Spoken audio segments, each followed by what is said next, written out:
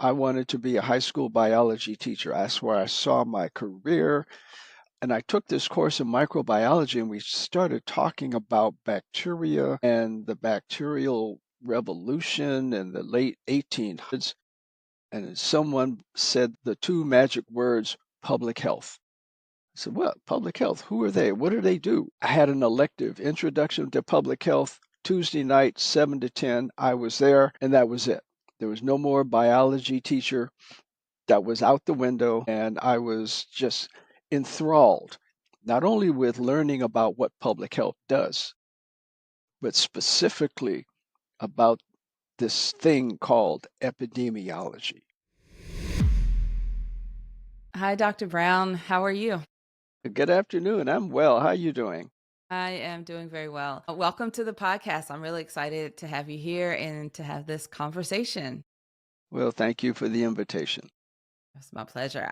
You and I met in person at the APHA conference in Minneapolis about a month and a half ago. Yes. And I realized right away we have several people in common. And Hmm. I knew I wanted to have you on the podcast. So that was on my mission to get you here. So Well, I'm glad to be here.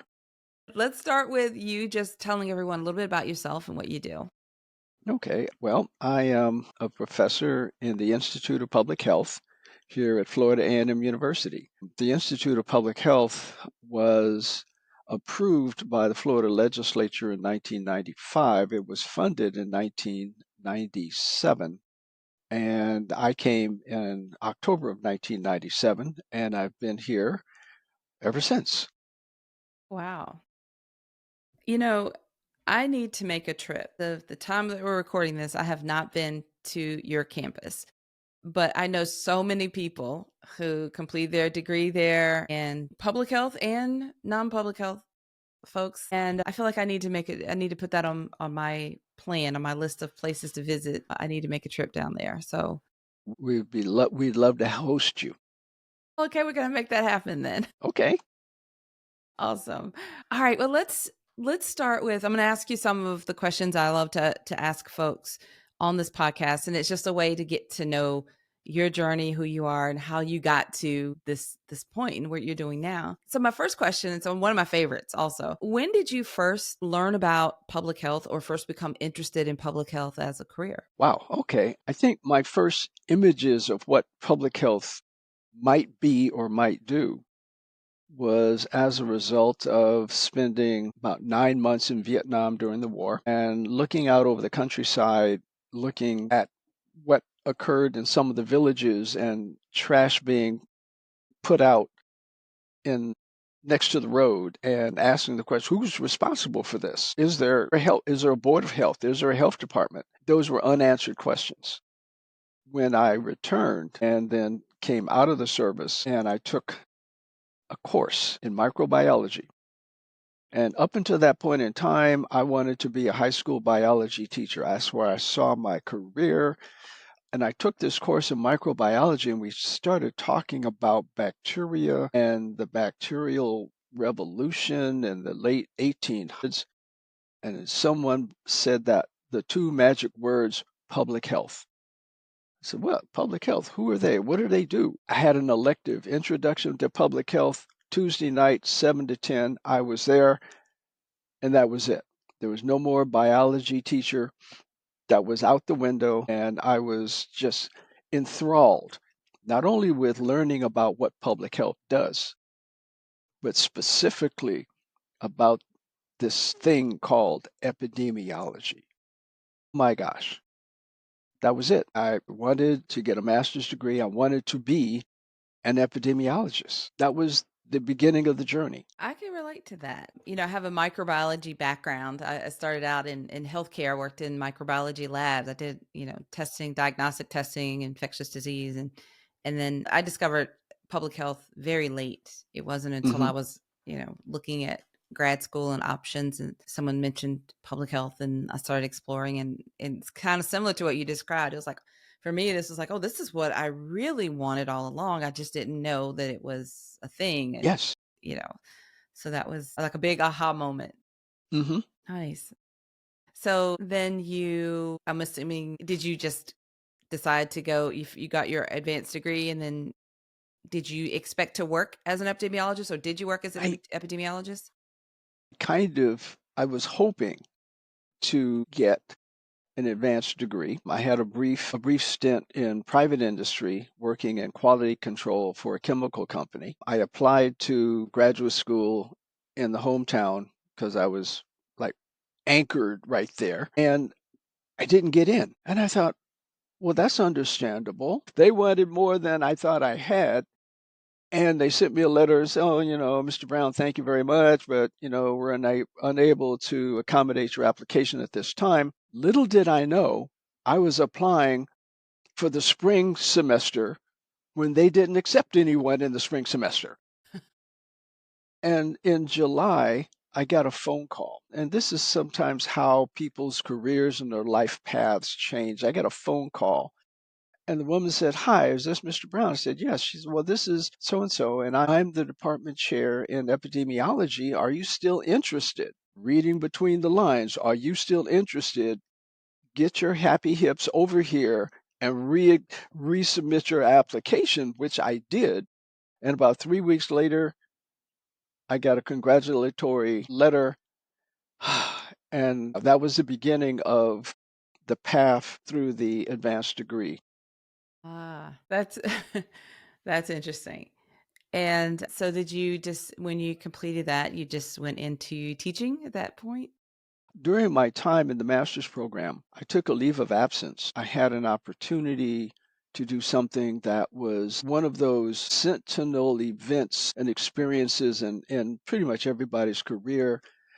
And I wrote to WHO and I volunteered to be a part of the smallpox eradication program. And I tried to sell myself. I said, look, I'm a veteran. I've been in tropical climates. I understand that India and Bangladesh are tropical. I would have no problem. I'm a second year student. They said, when can you be in Bangladesh? So I spent 4 months there. Absolutely phenomenal experience. And then I came back and I finished the master's program. And it occurred to me that I didn't know enough. I didn't think that I knew enough of some of the more technical aspects of epidemiology in order to go out and function. So I applied to the doctoral program, and oh my gosh, they accepted me. Well, no, I applied to the PhD, and they said, well, we don't have a PhD yet. It's still in the making. However, and see, one of the things that happens in life is people give you these hints, and they said, but we really think you're more suited for the DRPH. Come down. They didn't say it in the letter, but come down to student affairs and change your application from PhD to DRPH. And about 3 weeks later, I got an acceptance letter. So, Yeah. the paths in most of our careers are full of hints and whispers that sometimes, if we are paying attention to the whispers, they oftentimes result in a positive outcome. So, finishing the doctoral program and a brief postdoc, a friend said she was teaching and she asked me if I would be interested in taking over her class because she was moving out of town. And I started teaching. It was at a university that I had a cumulative zero point 0.0 GPA, and I didn't, the statute of limitations is over. Okay. So I attended that university as an undergraduate for a summer, sweltering heat in a chemistry class that I did not understand much of what was going on. And I got discouraged and I just left. And I said, they're never going to see me on this campus again, ever in life. About 7 years later, I was on the campus again at 6:45. And I walked into a building and there was a class, young people. I looked around. There was nobody there looked like me. But I walked up to the front of the classroom. I said, good evening. This is Health Sciences 488 Intro to Epidemiology. I'm Perry Brown. I'm your instructor.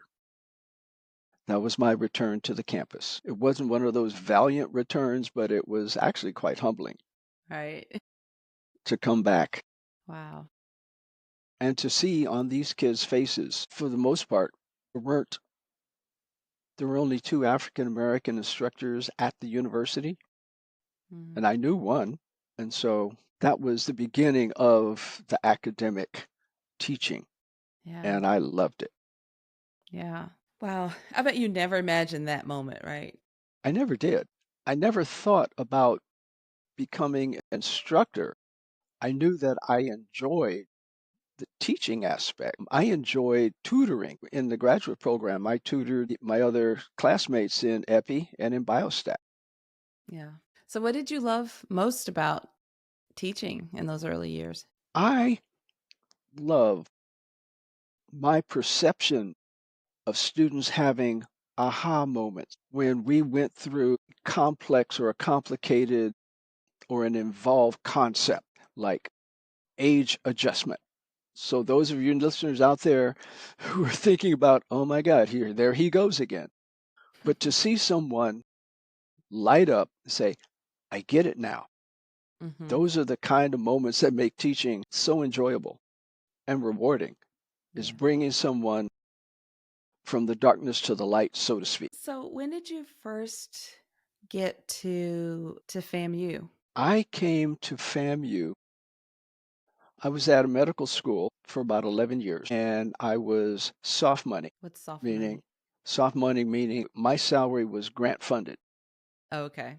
Initially from an institutional grant, and then subsequently from a research grant, a couple of research grants that I was the head of.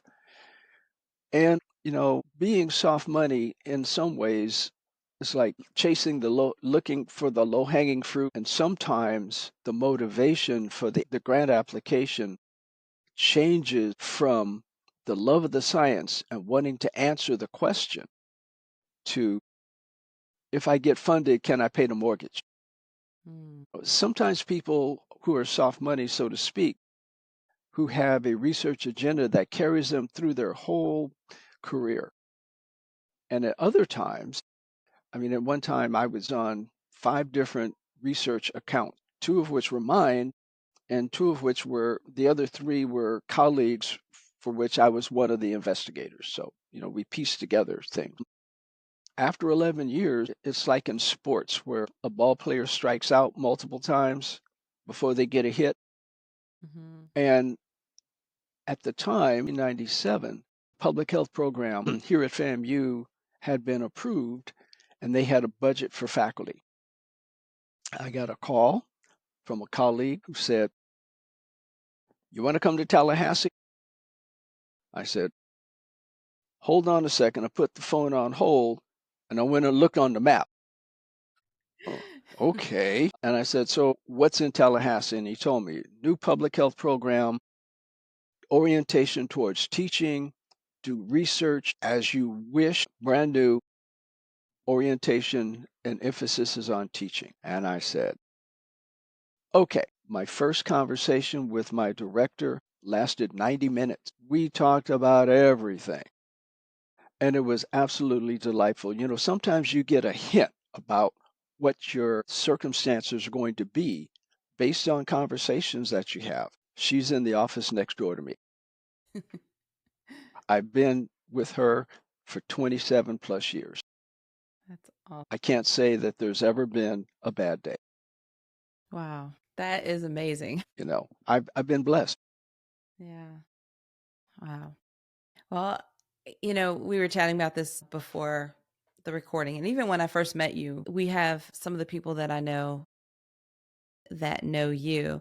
When your name comes up, they smile, they get real bright and happy. And so I can imagine amplify that by probably hundreds of students that have that feel, that sense, that reaction when your name is mentioned. What are some of your, I know epidemiology is your niche, but is there a particular population or specific type of issue that you're most passionate about? If that was a multiple choice question, I would say all of the above. But since we don't have that much time for me to go into everything, I have my initial experiences in public health were in infectious disease. I had subsequent experiences in cancer prevention, and coming here to FAMU more recently in health disparities.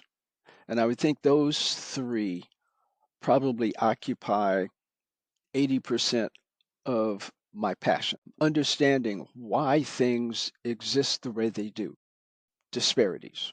Why? Infectious disease, we here at FAMU were involved in some of the early activities with COVID here in Florida. When one of our students, our doctoral students, who was the assistant deputy of health, called my director and said, "We're going to need about 100 epidemiologists because something's coming." That was a Thursday night question, like in the movies. The subsequent phone call on a Saturday with all of the people involved in public health around academic public health, everybody bought into we're going to provide manpower, woman power, person power to help address this. And so a group of us from FAMU, along with some other institutions, we were the backups for the Department of Health. So COVID has been probably the more recent or the most recent activity, and it still is. Keep track of what's happening in COVID. It's kind of my emotions go up and down. I'm happy when people say they get vaccinated.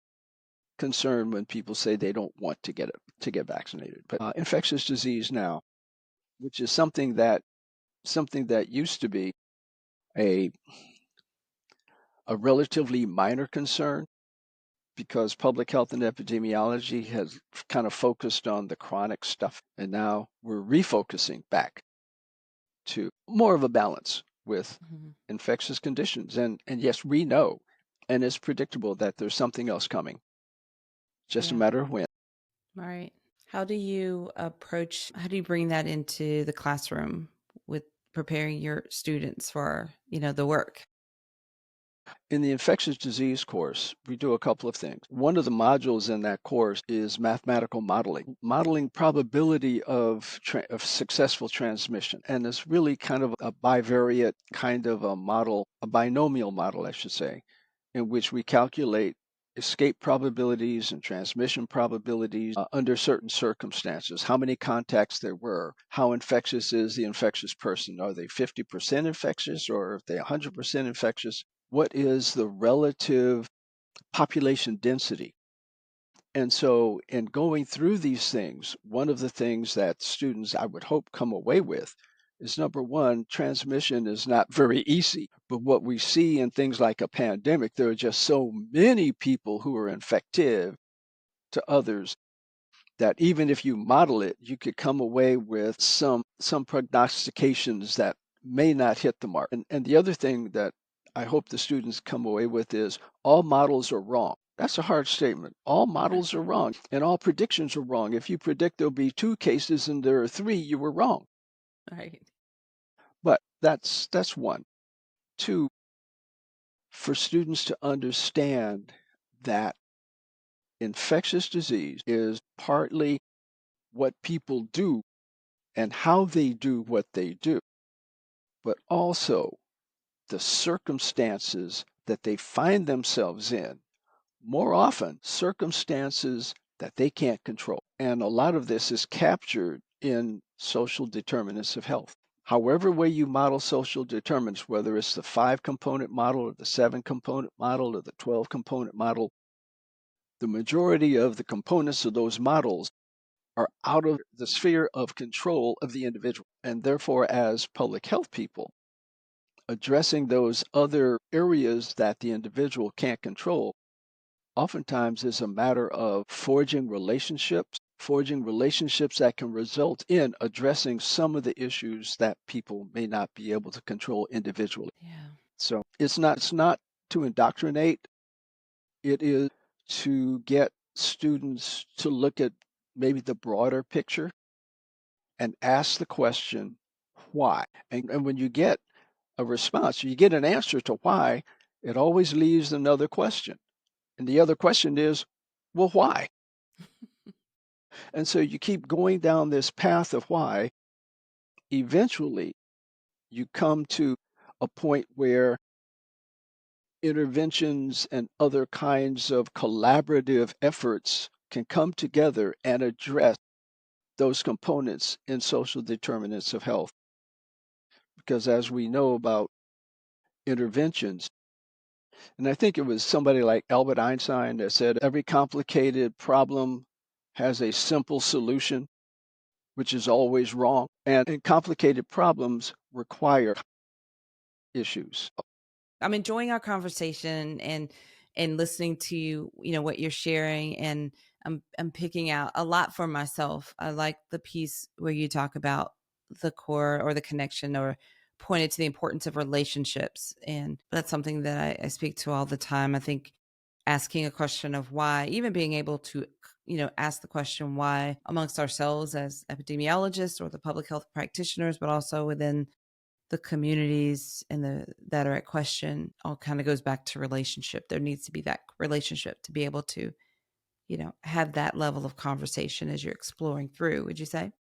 Yes. If I could share one experience that was informative and absolutely humbling, I was on a panel discussion about epidemiology to some young people who had not entered into the field of public health, but to explain what epidemiology is. And these were primarily minority students. And I said, it is important for you, should you choose epidemiology or if you choose any other field, particularly in public health, it's important for you to answer the sentinel questions disproportionately affecting minority populations and low income populations. And the speaker who's after me said, Dr. Brown, as eloquent as he may seem, is absolutely incorrect. He said, it's not important to answer those important questions. It is imperative to ask the question.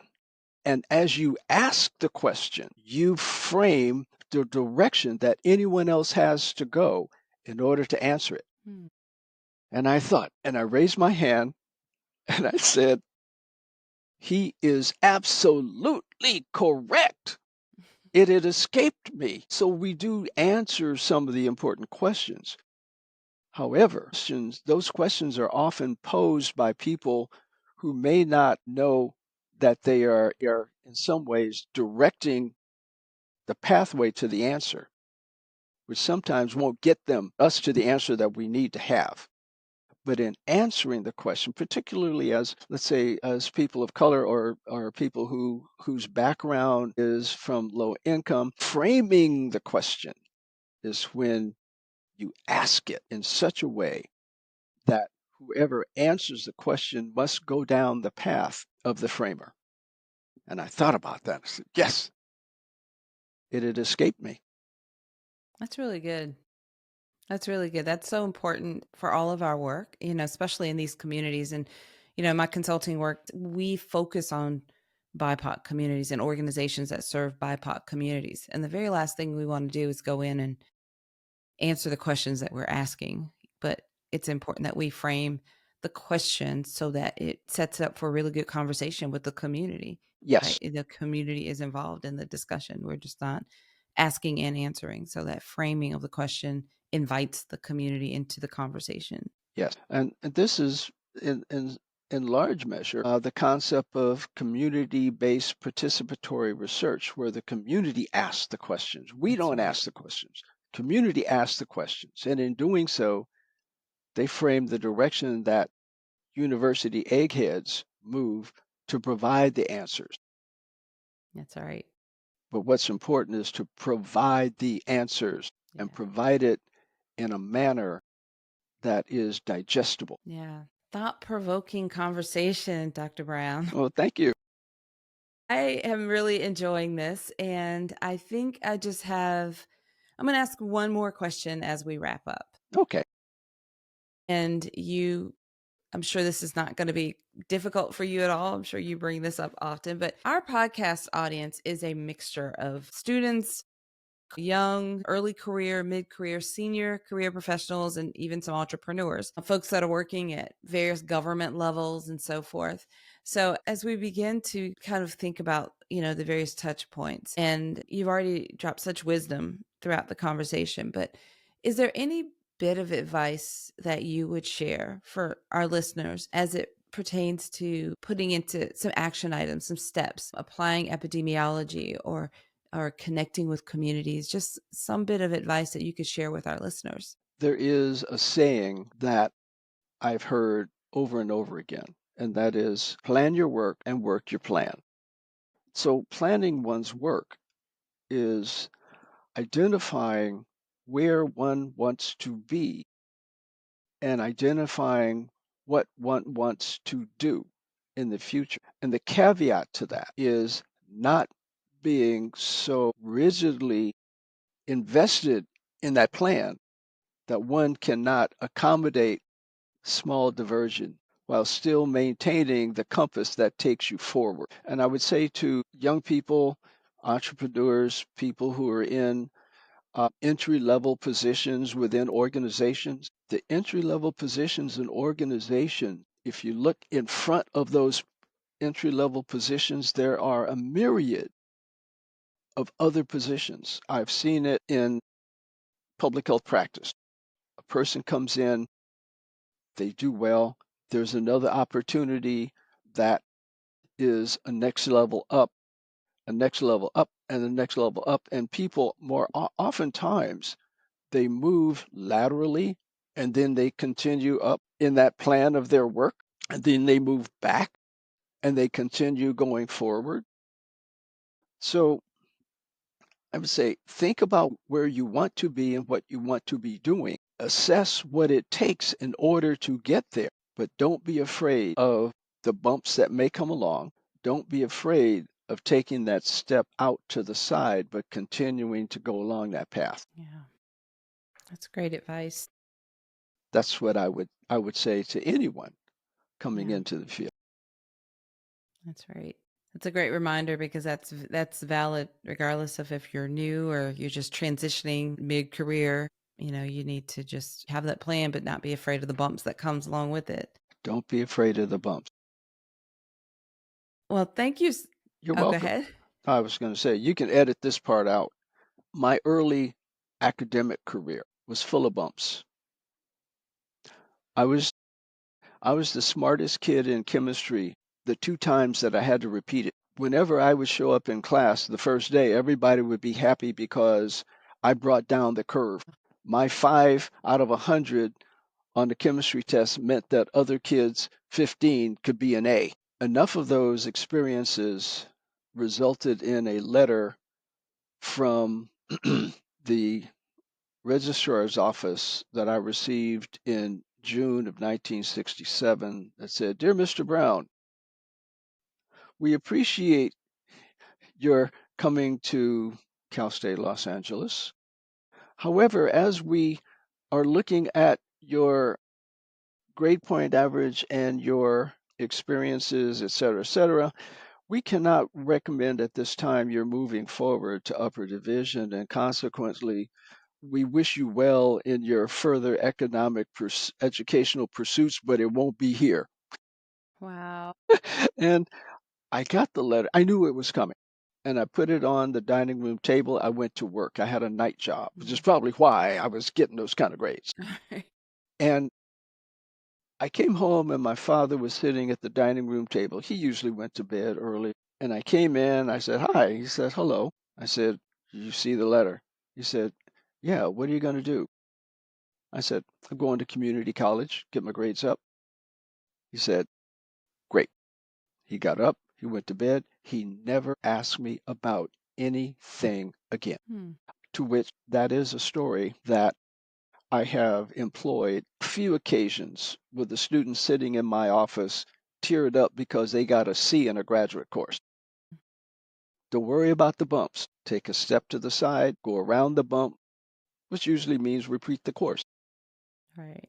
No one, and I also said, no one will ever ask why they repeated infectious disease. No one will ever ask why they got a C in biostat. What people later on in their life want to see is that MPH, that DRPH, that PhD. That's what they want to see. The details don't matter because having attained working the plan, having attained that is proof in the pudding. Anyway, Yeah. Well, thank you for sharing that, Dr. Brown. I don't want to edit that out. I want to keep that in there. That's going to help somebody. okay, I hope so. Yes, this has been a great conversation. Thank you. I really do appreciate you sharing insights and wisdom and some comforting words and encouraging words and sharing a bit of your journey. It's really been wonderful. I mean, you said it to everybody that I'm invited to FAMU, so we got to plan it out. Okay. And I want a nice tour so I can see all the buildings and the beautiful grounds that I keep hearing about. It's still beautiful even after the 3 tornadoes that came through here in May. Yeah, I mean, Tallahassee is pretty resilient. It is. My daughter came here and she looked at when she was on her first trip here, she said, "The license plate says the Sunshine State, but it looks to me like it should say the Tree State." Ah. Tallahassee is a city of oak trees. Hmm. As you go south, the ecology changes. It becomes a lot more tropical like. Well, I'm looking forward to that. I've been through Tallahassee. It's been so long ago, but I've never been to that campus. So I am very much looking forward to it. Well, we will see if there's a venue, we will bring you down. Yeah, it sounds like a plan. Thank you so much for Dr. the Huntley, time. it's been my pleasure. I'm going to make sure we have links for everyone to connect to you who want to get in touch and just get to know more about you. But I look forward to keeping in touch. Well, thank you very much. I look forward to seeing the link and responding to anyone who wants to contact me. Awesome.